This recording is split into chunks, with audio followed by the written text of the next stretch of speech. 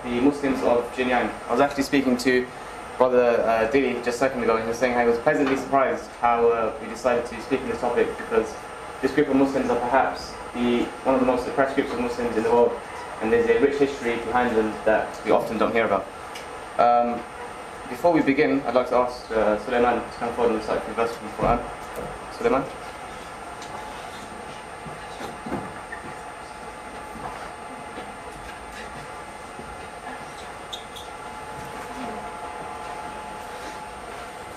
أعوذ بالله من الشيطان الرجيم بسم الله الرحمن الرحيم ألف لام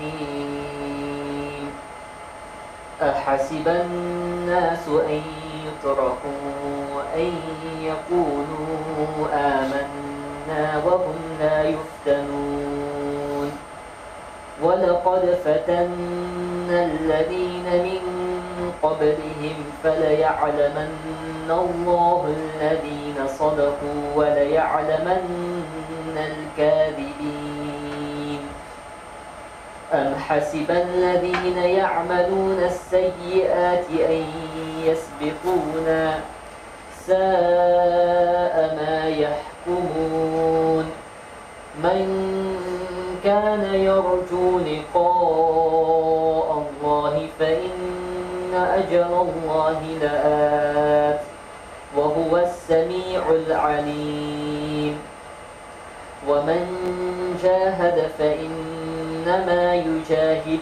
لنفسه إن الله لغني عن العالمين والذين آمنوا وعملوا الصالحات لنكفرن عنهم سيئاتهم ولنجزينهم أحسن الذي كانوا يعملون ووصينا الإنسان بوالديه حسنا وإن جاهداك لتشرك بي ما ليس لك به علم فلا تطعهما إلي مرجعكم فأنبئكم بما كنتم تعملون والذين آمنوا وعملوا الصالحات لندخلنهم في الصالحين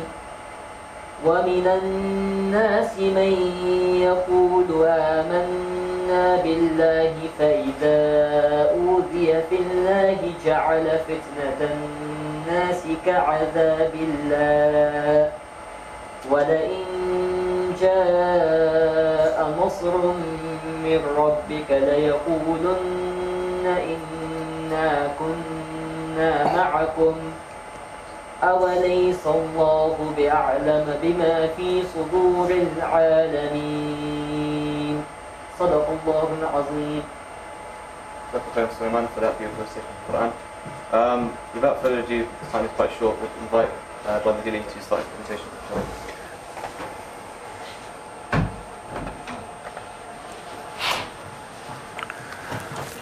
أعوذ بالله من الشيطان الرجيم بسم الله الرحمن الرحيم الحمد لله والصلاة والسلام على سيدنا محمد وعلى آله وصحبه وسلم رب اشرح لي صدري ويسر لي أمري واحلل عقدة من لساني يفقهوا قولي. Assalamu alaikum, my dear brothers, sisters and friends. I want to begin by thanking UCL ISOC for inviting me to deliver this lecture today on a very important group of Muslims who have arguably been neglected to some degree. And when I say neglected, it's because we are all aware of the oppression and the persecution of our brothers and sisters in places like Syria, in Palestine, in Kashmir, in Iraq, in Afghanistan, even in Myanmar. However, even myself, I wasn't even aware that there were 20 million Muslims in an area called Xinjiang until about 4 to 5 years ago. And it is arguably a fact that they are perhaps one of the most persecuted Muslims today. And we will elaborate on this later on in the lecture. So who are the Muslims of Xinjiang? So before we proceed with this lecture, I think it's important that we clarify some terms, labels, and geography. The Muslims of Xinjiang are in fact the Uyghur Muslims, or in Turkish they say Uyghur, and they are ethnic Turks. And the term Xinjiang is in fact a Chinese colonial name for occupied East Turkestan. Now, for the sake of solidarity and unity with our brothers and sisters in East Turkestan, I will not be referring to this area as Xinjiang. I will be referring to this area as East Turkestan. Now, for those of you who are wondering what is Turkestan, Turkestan in Persian basically means the land of the Turks. And it covers modern-day Kazakhstan, Turkmenistan, Tajikistan, Uzbekistan, Kyrgyzstan, and parts of Afghanistan and China. That's what makes up Turkestan, and East Turkestan is what the Chinese refer to as Xinjiang.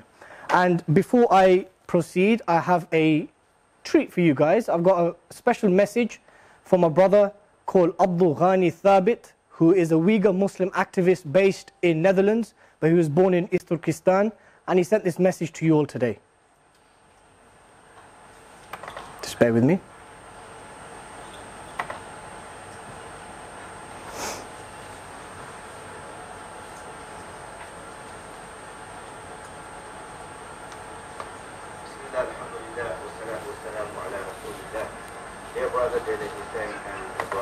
Bear with me, I'm just going to put the volume up.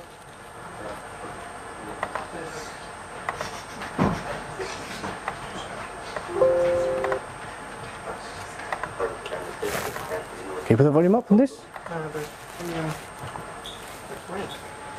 Apologies. Oh. Yep, that's full now. Yeah? Oh.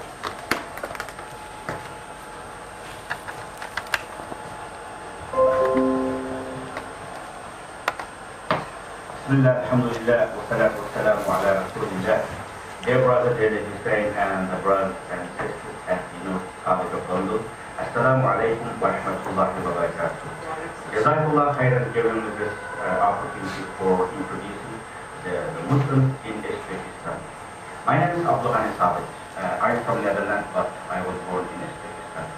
Uzbekistan is a Muslim country which has been occupied by Communist China in 1949.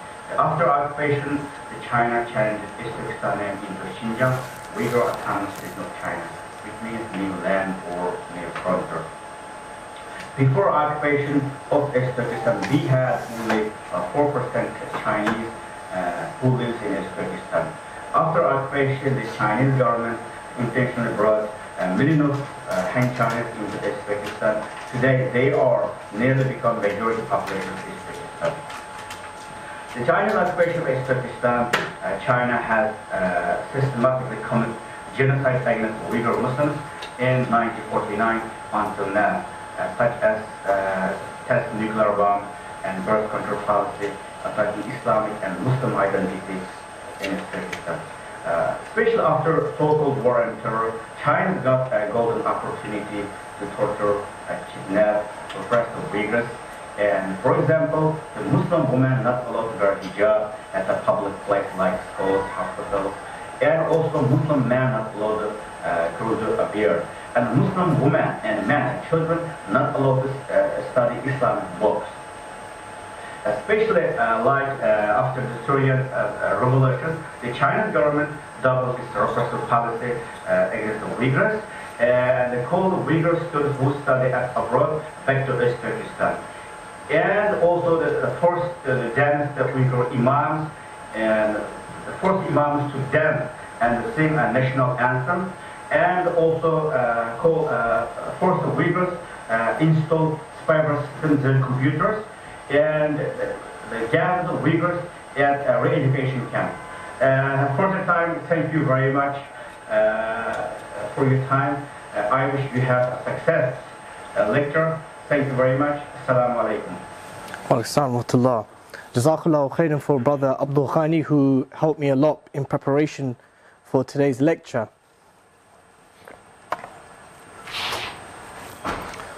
So, a bit of background and context with regards to who the Uyghur Muslims are. So as mentioned earlier, the Uyghurs are one of many tribes from the Oghuz branch of Turks. Oghuz Khan was one of the founding fathers, or was the founding father of the Turkish nation, or the many Turkish tribes that exist today, and that's a statue of him in Turkmenistan. And historically speaking, the Uyghurs were part of a wider Turkish tribal federation, and they were predominantly located in Central Asia. And you'll see in the medieval period that they were heavily influenced culturally by the Persians and the Mongols, whilst preserving and maintaining their own rich Islamic culture. And in terms of the religion of the Uyghurs, I know today's lecture is on the Muslims of Xinjiang, so I won't focus too much at all on pre-Islam. But before Islam, the religion of the Uyghurs, and generally speaking the Turkish tribes, was shamanism, or Tengism, specifically speaking. And that's basically the worship of weather, sun, moon, winter, rain, grass, nature, and also an excessive reverence of their predecessors.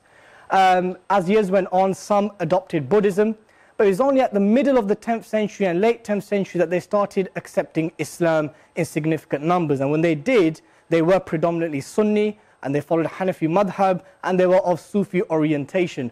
Things have changed since then, but when they did initially come to Islam, that was their orientation. And the history of Uyghurs is a very rich and long one, and one that I certainly cannot do much justice to in half an hour, 40 minutes. And it's usually broken up into 7 periods, and I'm only going to focus on the latter 3.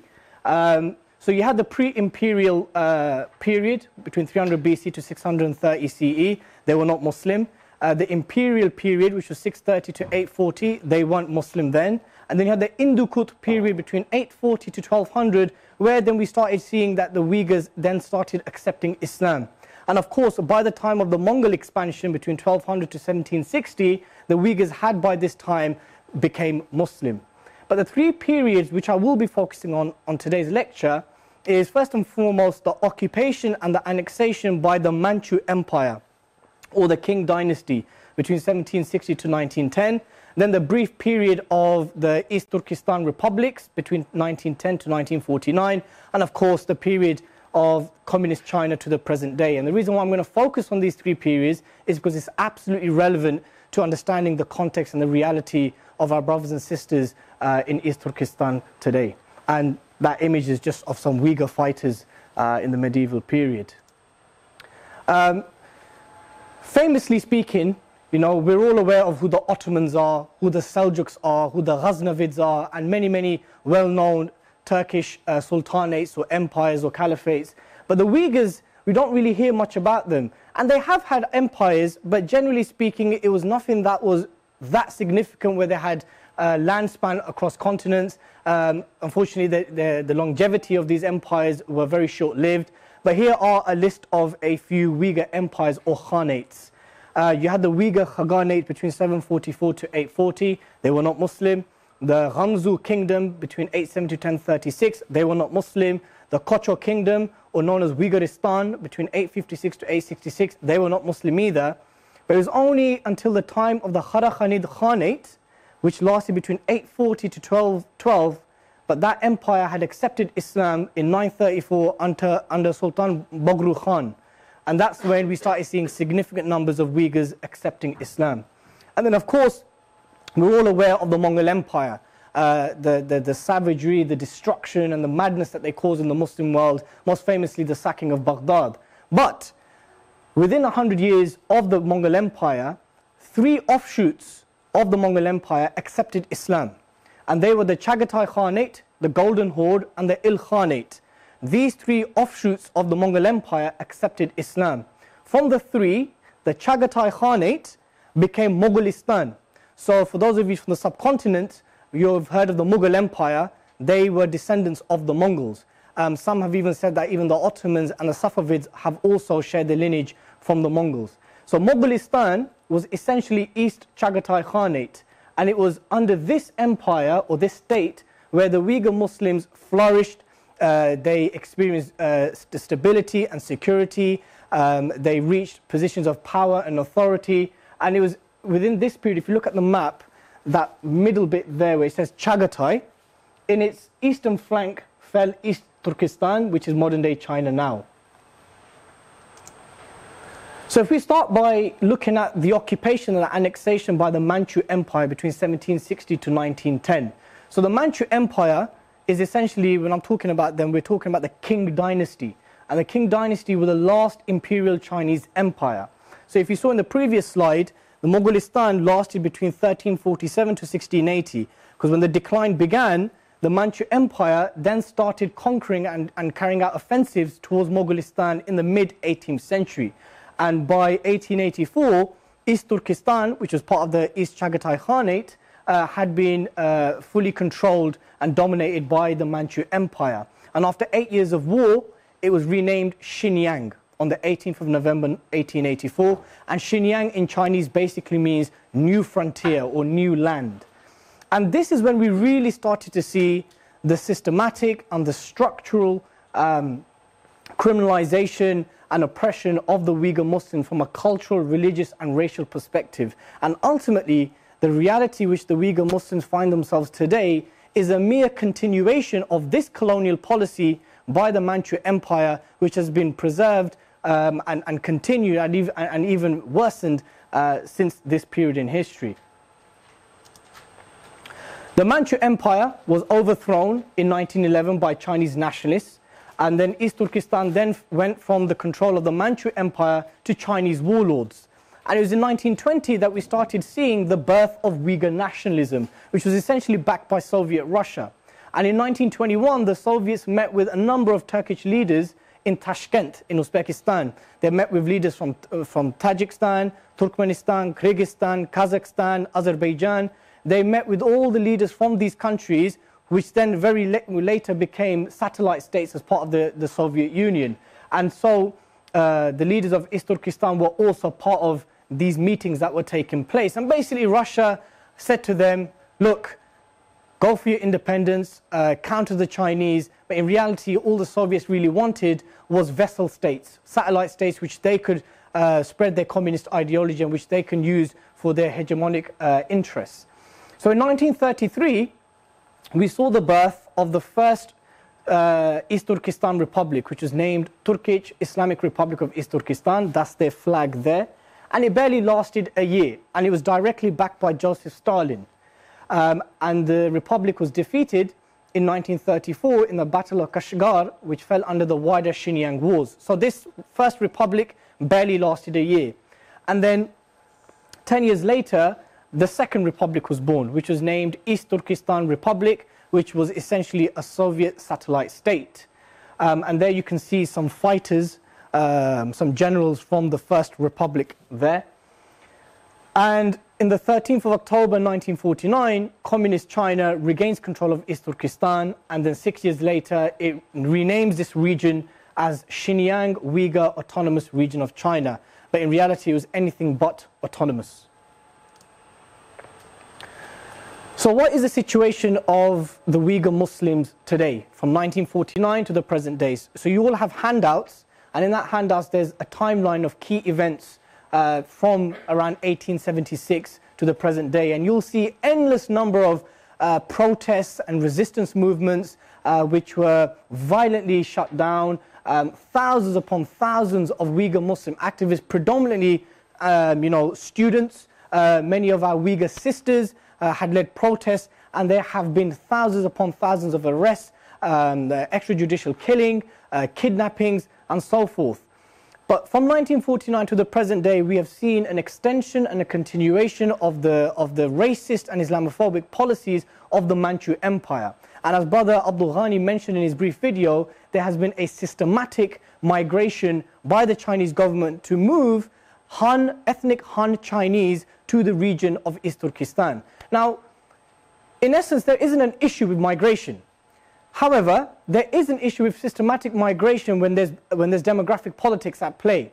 And what's essentially happened in East Turkestan is very similar, if not identical, to what's happened in Israel, where European Jews were moved to this land en masse to basically counter the Palestinian demographic. And that's exactly what's happened in East Turkestan, where they were predominantly 80 to 90% Muslim. Now they barely make half. And what happens when this kind of systematic migration takes place? You then start seeing racial discrimination, religious persecution and socioeconomic marginalization in terms of job prospects, in terms of economic migrants, in terms of just generally how successful and the opportunities which are there for the Han Chinese of that region is not necessarily there at all for the Uyghur Muslims of East Turkestan.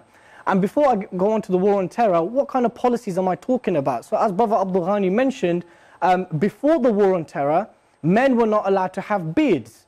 Or in some areas, they were only allowed to have beards at a certain length. Muslim women who worked in public offices were not allowed to wear the hijab. And if you did work in public offices, you were not allowed to fast during Ramadan. Men were not allowed to wear trousers above their ankles. More recently, you cannot even possess a copy of the Quran in public. This is punishable by law. You can be fined or imprisoned. We started then seeing the introduction of re-education camps, which is just a fanciful word for prisons.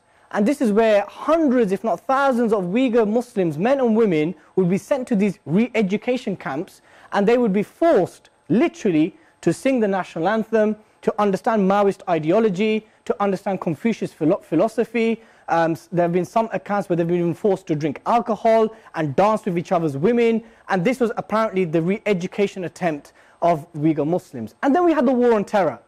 And when the war on terror happened, this was an apt opportunity for the Chinese government to then now really increase its oppression of the Uyghur Muslims.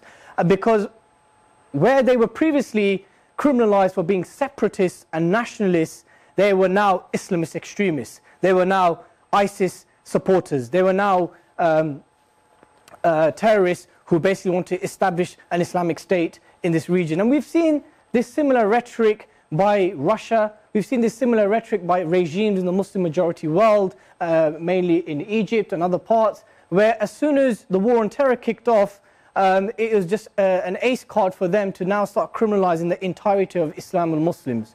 So the war on terror basically just extended and increased further policies. And now, as we speak, there is a document which basically has 135 signs of radicalization.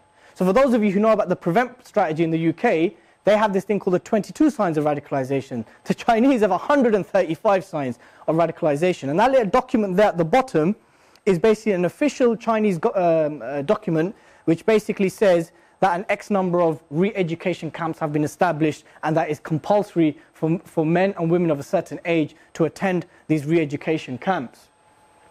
And of course, there has been policies, endless policies, to forcibly make Uyghur Muslims assimilate to Chinese values. Now, China itself is a multi-ethnic, diverse country with so many different ethnicities. However, it has only been the Uyghur Muslims that have been targeted to forcibly assimilate to Chinese values and philosophies. Now, if one studies Confucianism or Maoist ideology, at its root, it's at loggerheads with Islamic values, ethics and principles. Yet, it is only the Uyghur Muslims who are being forcibly made to adopt these values, ethics and principles. And ultimately, we cannot deny that what's going on here is state and structural Islamophobia. Now, I've got another video that I'd like to play to you all, and it was produced by the online forum documenting oppression against Muslims, and it is a reenactment of real-life scenarios of what happens if you get caught in possession of the Quran. So this video was based upon real-life accounts by Uyghur Muslims who have been caught with the Quran by Chinese authorities.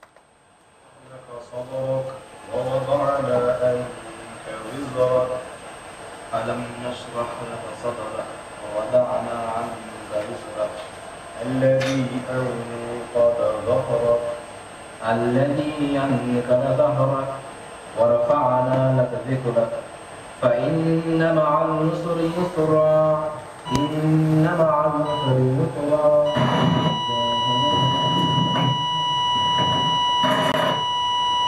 وإلى ربك فارغب صدق الله العظيم.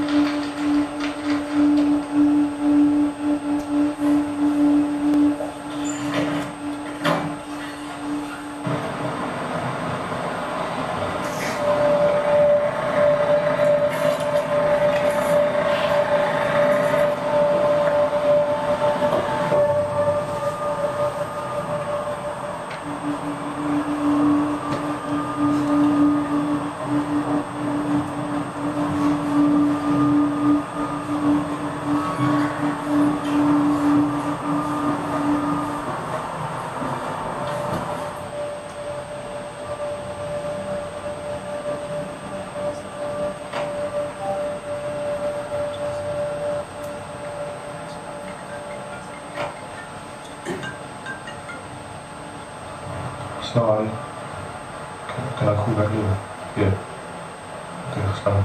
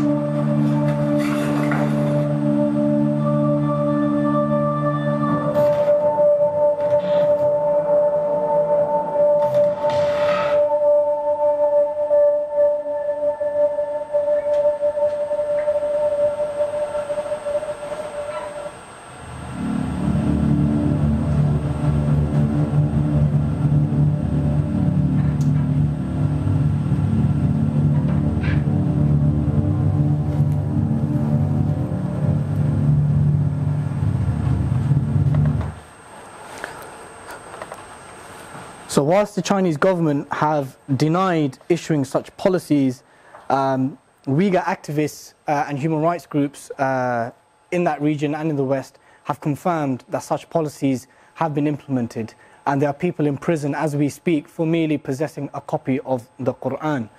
Brothers and sisters, I think it's important to understand that there was a time for at least 40 to 50 years under Soviet Russia where many Muslim countries which had communist regimes, that Islam and Quran classes and Tajweed classes and stuff like this was essentially taught privately, in secrecy. But this all changed once the downfall of the Soviet Russia came in 1989 to 1990. However, this condition still exists in East Turkestan, where literally to be a Muslim, you need to be doing all of this in private or in secrecy. One brother sent me a photo not too long ago where you don't see men with beards anymore. Not because they don't want to keep beards, but simply because you will get fined and arrested and they can't even afford the fines. That is the reality that our brothers and sisters in East Turkestan face. And on top of this, you've got other issues like birth control. So whenever Muslim women have health issues and they go to the doctors, they have been given pills which essentially make them sterile, right? And whilst again the Chinese government has denied this, and this is something that has been transmitted and confirmed by a number of human rights groups as well as Uyghur activists in the region. And in the 60s and 70s, the Chinese government specifically chose the East Turkestan region to trial out nuclear weapons. That is the condition of our brothers and sisters in East Turkestan as we speak. Now, it's all good and well that I can stand in front of you all today and regurgitate and relay historical facts, important dates, important figures. But in reality, you know, these are not bedtime stories. These are not stories which make us feel bad right now, and then as soon as you leave, oh, inshallah, made a dua, things will be okay. No, we must draw lessons, just like we draw lessons from the seerah, just like we draw lessons from our history, we draw lessons from the experience of oppressed Muslims and see what can we learn as Muslims living in the UK from the Uyghur experience. So first and foremost, the first lesson I identified was the failure of post-colonial nationalism.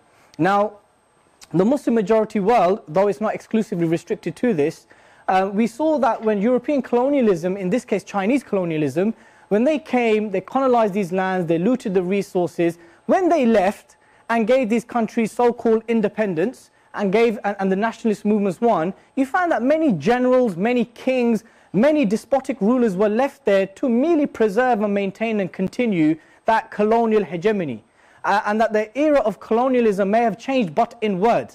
And the similar thing happened, unfortunately, with the Uyghurs in that Republican period that we spoke about, where they had successfully established 2 independent republics, but they were very short-lived.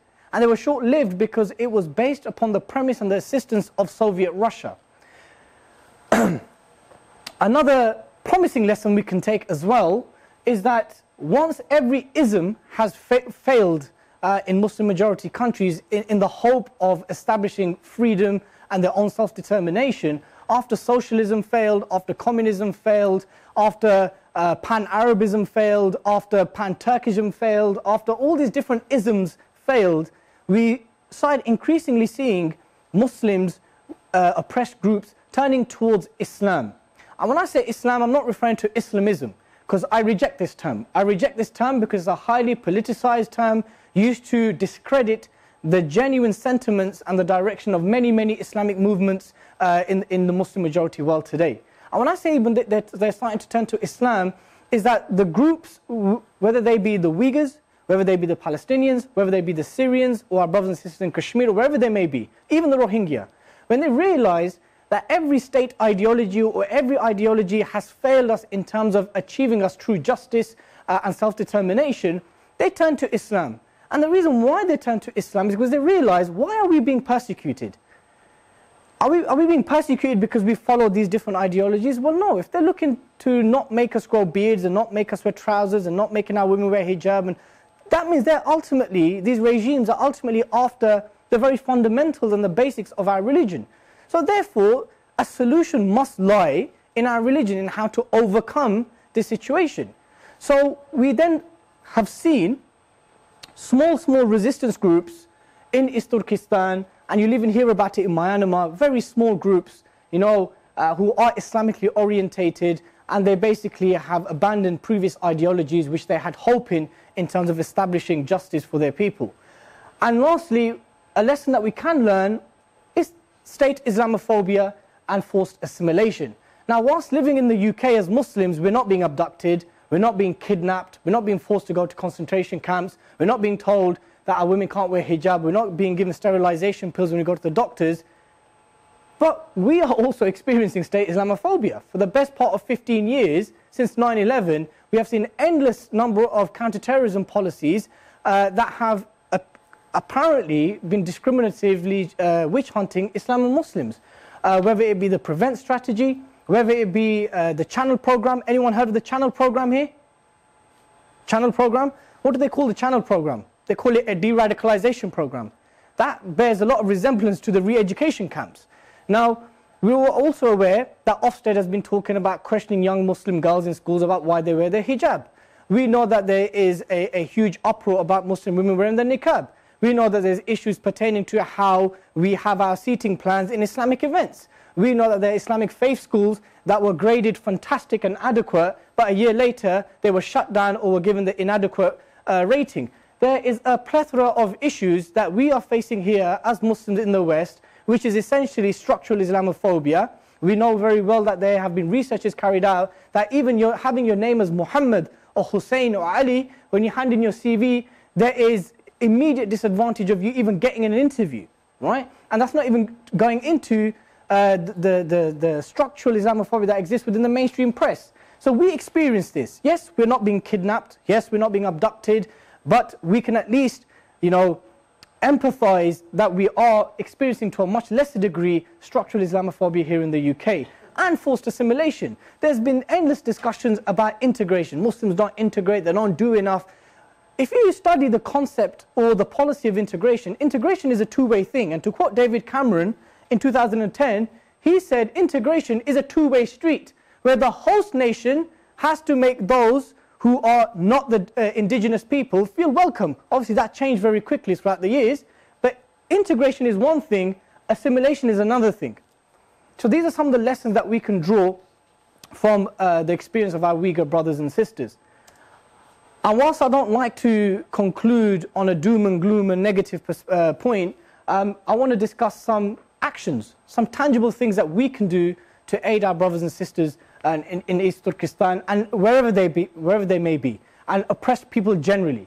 And that is ultimately to raise awareness, to be the eyes, the ears, the mouths of those who don't have that platform to disseminate and describe what they're experiencing. And that can happen via writing blogs and vlogs and discussing it on social media. Ignore those who say you're just a social media warrior. You'll be surprised if those of you who have followed the Arab Spring, a lot of the stuff that happened in the Arab Spring was done via social media. A lot of the footage that happened in the bombing of Gaza came through social media. So don't think that social media is just a platform where people moan. No, you raise awareness, you discuss it with people, and you need to articulate these arguments when you experience people of another opinion.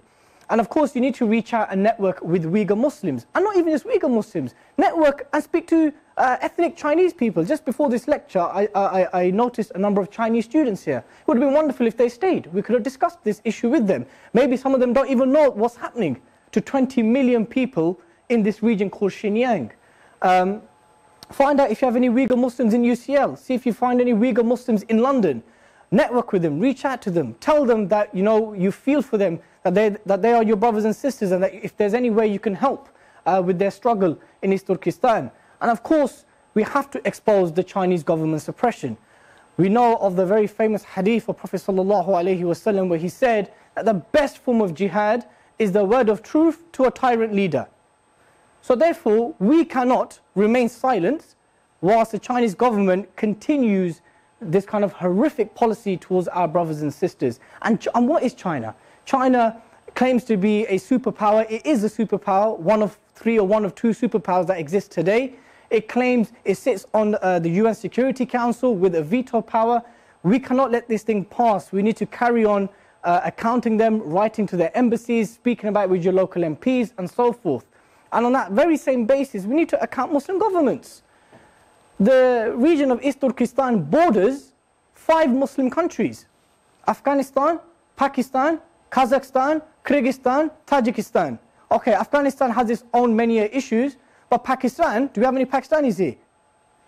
See a hand up for Pakistanis? Pakistan borders East Turkestan in the Gilgit region. You heard of Gilgit? It's at the very north, next to the mountains. So the Pakistani government have increased their warm relations and economic trades with China. Pakistan was founded on the premise of being an Islamic state, of being an Islamic republic, for being a safe haven for Muslims to follow their religion. But just across the border in the north, they got their brothers and sisters who cannot even possess the Quran in public.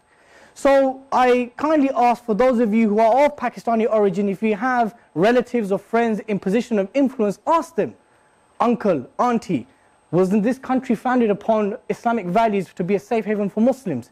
Why is it then that whilst we're making economic trades with China, that our brothers and sisters are being oppressed?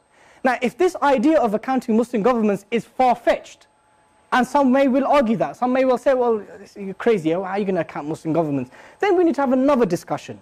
And that discussion is, how is it that we're living in a situation, in a global situation, in the age of secular nation states, whereby the concept of Islamic brotherhood has gone?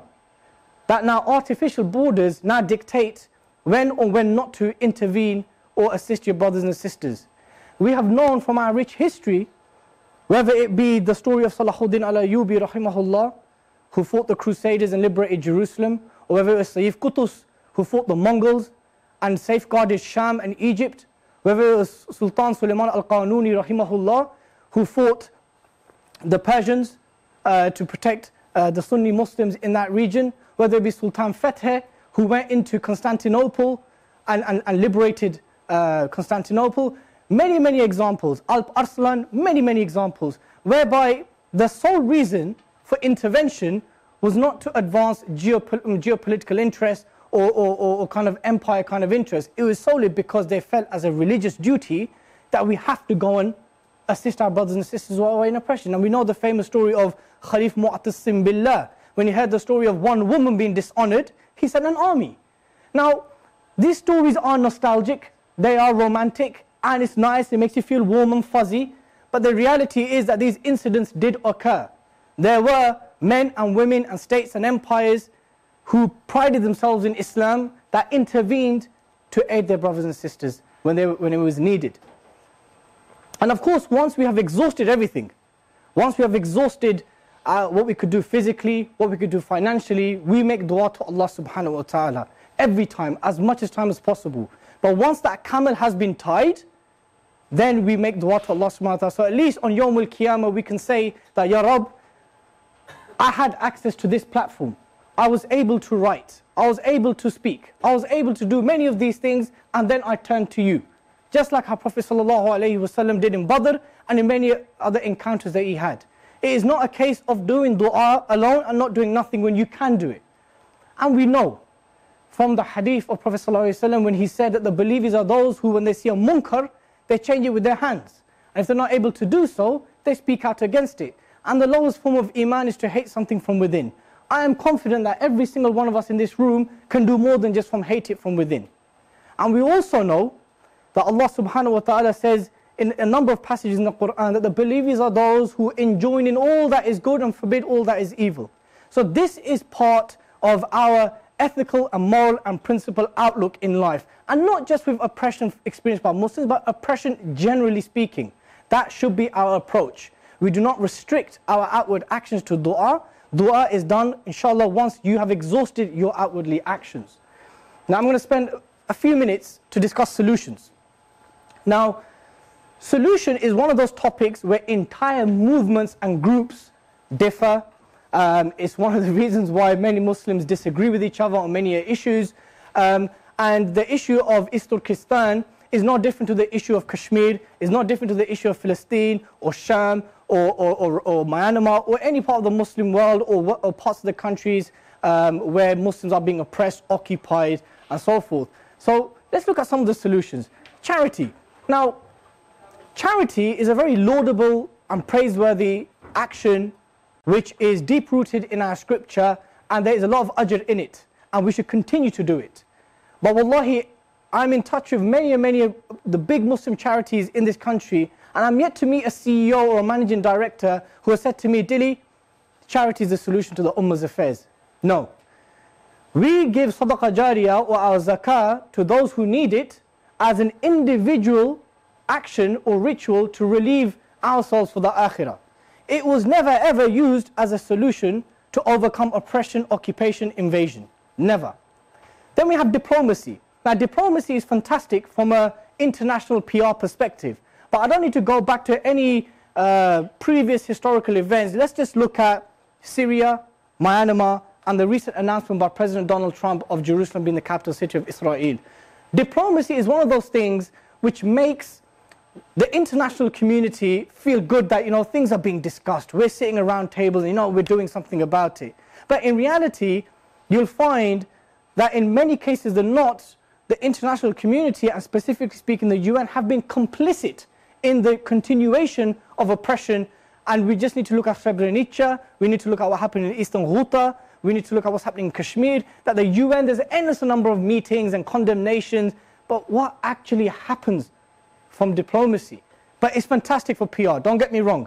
It's very good to raise awareness on a global level, but then you have to really ask yourself, how productive will anything come out of the UN Security Council when Britain, France, America, Russia and China sit on the Security Council with veto powers? Whenever something concerns Palestine, America will veto it like they've done 49 times. Whenever something concerns East Turkestan, China will veto it. Something happens in Chechnya, Russia will veto it. Something happens in Syria, Russia will veto it. So then we really need to ask ourselves, what really comes out of diplomacy? By all means, write to your MPs. By all means, write to embassies. But always keep in mind, based on fact, what has actually come of it. Military intervention. Now, I'm happy to discuss this after the lecture if any agree or disagree. I'm all for military intervention, right? And some of you might think, oh, well, that's further bloodshed or war. Well, Jerusalem wasn't liberated by Salahuddin by throwing roses at the Crusaders, and that's the reality of it. And Kashmir won't be liberated by giving laddus and jalebi to the Indian army, and that's the truth of it. And if that was the case, then Syria would have been liberated from the grips of Bashar. But the reality is, military intervention should come in a caveat. And that caveat is that if any Muslim government or country intervenes to aid their brothers and sisters where they've been occupied, that caveat should be Islamic brotherhood. It shouldn't be because we want to advance our geopolitical interests. It shouldn't be because there's some kind of maslahah or there's some kind of benefit in us moving in to aid this group of Muslims. No. Because if that was the case, we've seen it already in history when Egypt had Gaza under its control, when Jordan had the West Bank under its control. We've seen in many instances where Muslim countries have intervened and all that it's been is the removal of one occupying force to another. So my caveat in support of military intervention should be one that's based on Islamic brotherhood. Jazakumullah khairan for your patience today. I hope you enjoyed the lecture, and if we've got time for Q&A, khair. If not, we'll do it after the lecture, inshallah, outside. I don't think there's time for Q&A. That's absolutely fine. But, this lecture, it marks the end of our Islamic History Week, the first Islamic History Week that we've done. We looked at a few different things. We looked at how in West Africa they gained some sort of autonomy or respect through the leadership of Islamic scholarship. We've looked at how 3 different kings in Damascus had different methods of rulership